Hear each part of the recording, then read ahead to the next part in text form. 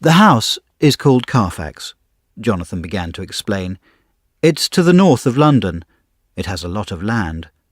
Most of the land is covered with trees, so it's quite dark. The house is large and old, with few windows. Next to it, there's an old empty church. That also belongs to the house. I'm afraid that you will find Carfax a lonely house. Your only neighbour is a doctor who looks after a hospital for mad people." "I am glad that the house is old," replied the Count. "I come from an old family, and I do not like to live in a house without history.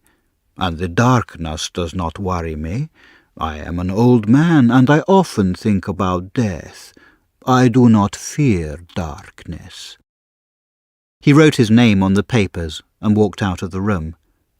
Jonathan followed him into the dining room. Dinner was waiting, but again the Count did not eat. "I went out to eat today," he told Jonathan. "I am not hungry." That evening and the following ones passed in the same way as the first.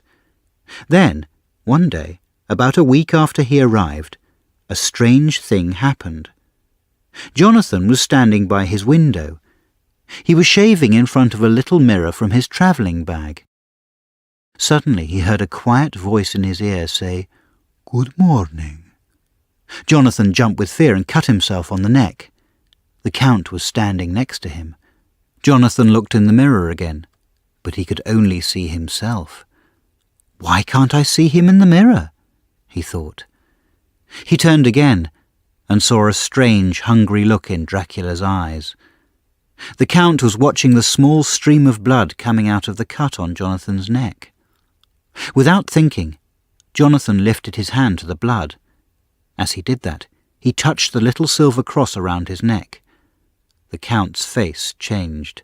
His eyes shone red and he began to shake.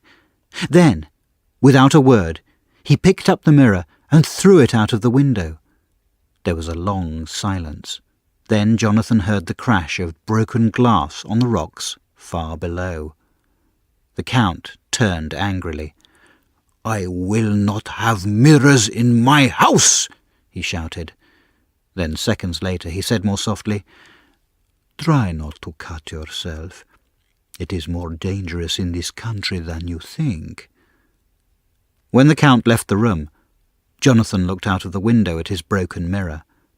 The ground was a long way down. For the first time he realized that he wanted to leave. He wanted to go home. "But will he give me permission to leave?" he thought. "Am I really his guest? Or am I perhaps his prisoner?"